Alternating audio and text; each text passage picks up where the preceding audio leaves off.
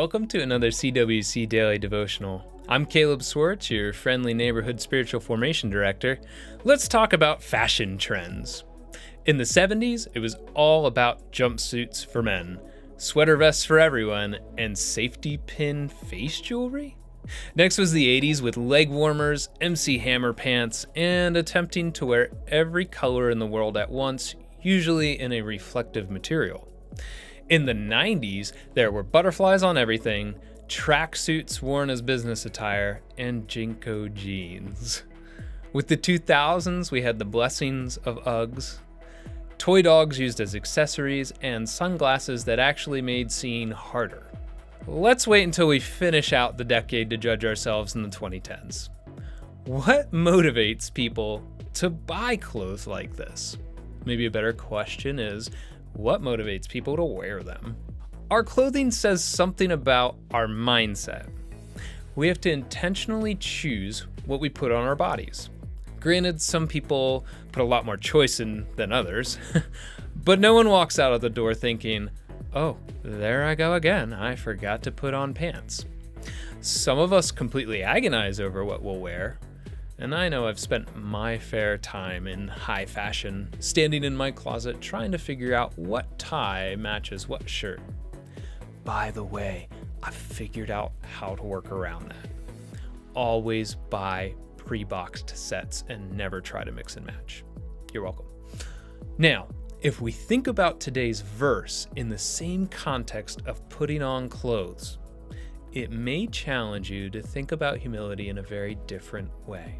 1 Peter 5, verse 5 declares, "You younger men, likewise be subject to your elders, and all of you clothe yourselves with humility towards one another, for God is opposed to the proud, but gives grace to the humble." So just a quick minute before this verse, Peter was challenging the church leadership to the highest level of servant leadership. Now, when he says "you younger men" in this verse, realize this is probably more accurately translated as deacons, or in today's terms, those serving in ministry at the church. That would be everyone from parking lot greeters to small group leaders to the funeral meal team. And he is calling us to submit to the vision, direction, and leadership of the church elders and pastors, not to assume pridefully that we know best and act outside of the efforts of our church body. Next, he addresses all of us. That literally means all the church family.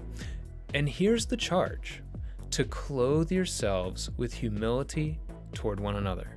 Pastor Arlie talked a lot about humility being a mindset of serving others and how Jesus is our example. Well, get this. The verb in the verse, to clothe, is the same verb that described Jesus when he wrapped a towel around his waist to wash the feet of his disciples. So we are to clothe ourselves in humility, or put on a mindset of service to others.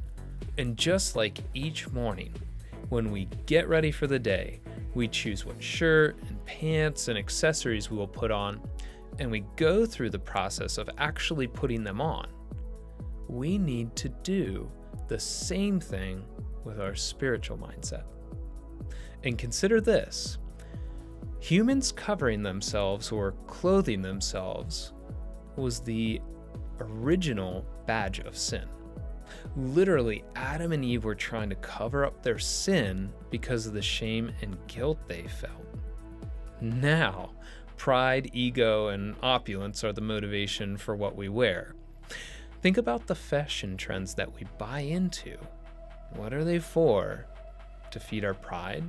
To make us feel as though we fit in? They keep our focus on material things. We invest way too much time and effort into our appearance, and it's all vanity, it's all pride. I'm not saying don't look nice, but I want you to question your motivation. Why are you trying to look the way you do?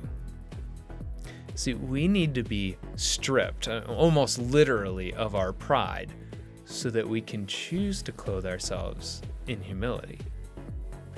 Think about this. Maybe for a week, You should wear just jeans and a plain t-shirt to act as a fashion fast and refocus your morning dressing time on instead, how are you dressing your mindset?